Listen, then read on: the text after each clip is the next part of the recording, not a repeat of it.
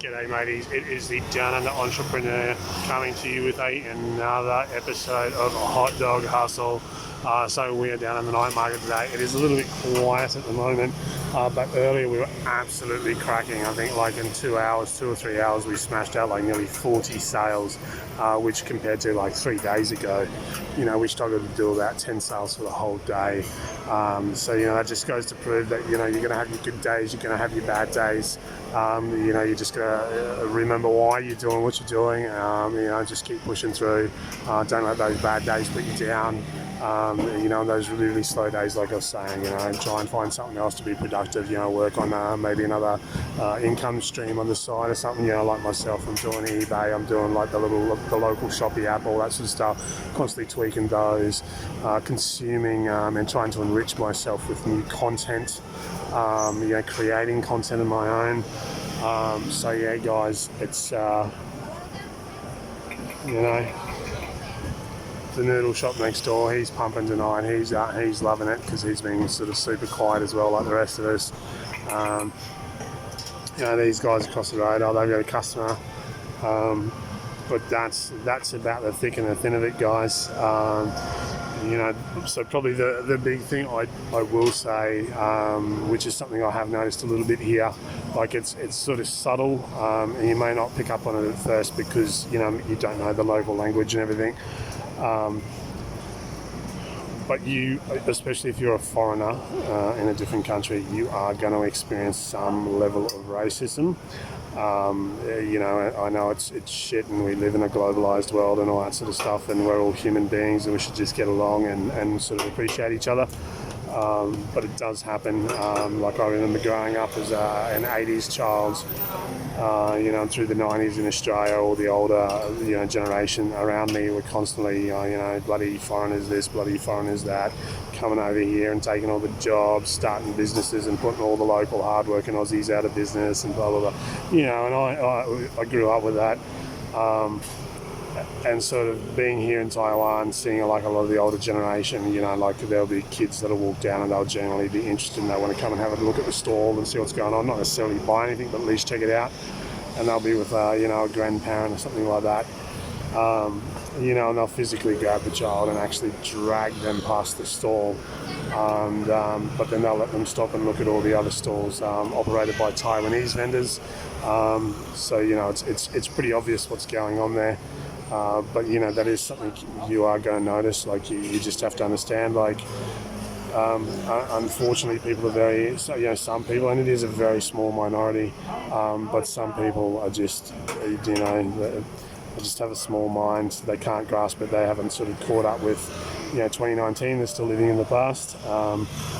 But that's just the way it is. So that is something you'll have to you'll understand. You'll also have to deal with a lot of people staring. So if you're a foreigner and you've gone to another country and you're doing something like this, you will get a lot of people staring and kids pointing and stuff like that. I think I had a customer tell me,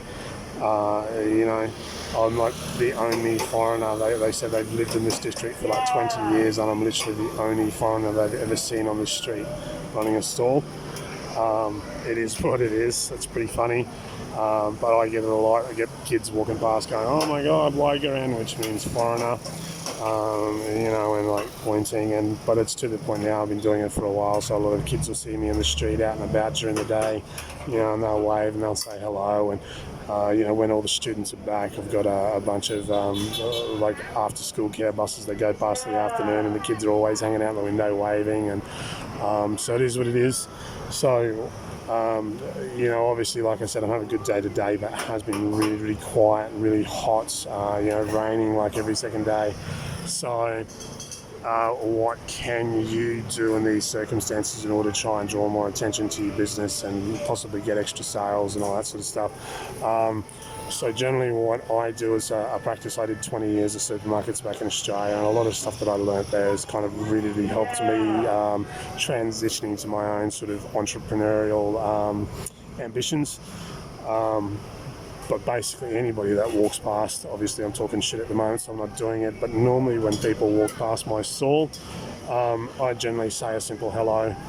You know, if they're walking past and they don't have food in their hands, then I give them a simple hello, you know, and obviously ni hao in the local sort of dialect. You know, some people are just going to completely ignore you and walk past because they've got, you know, in their minds they're busy, or they, you know, they're in a hurry, so they're not even like, you know, concentrating on you and who you are and what you're doing. Another thing I do, which is something I learned from supermarkets, I don't know if you ever noticed, but when you go into the big supermarkets, and I know in Australia now the big supermarkets actually do confectionery-free checkout lanes. So they'll put confectionery at all the checkout lanes because they know that when you go through with your kids, the kids are going to be like, oh, I want a lolly, I want a lolly, I want a lolly. Well, lo and behold, what have we got here? We've got a big old bucket of lollipops. They're dirt cheap. You know, the kids, like countless times, parents have pulled up with their kids and they're grabbing at the drinks at the front, they're grabbing at the lollies. Not saying that it's going to give you an extra sale, but it is a way to increase sales for you. And the amount of times like the parents have pulled up with the kids and they've just seen it like 5 NTD, which is like 20, 25 cents Australian or something like that. You know, they just grab one, right, I'll take one of these. But 9 times out of 10, in order to keep repeat customers coming back, because I remember when I was a kid, my mum used to go to like the butcher to get the meat sort of like every week or every couple of weeks.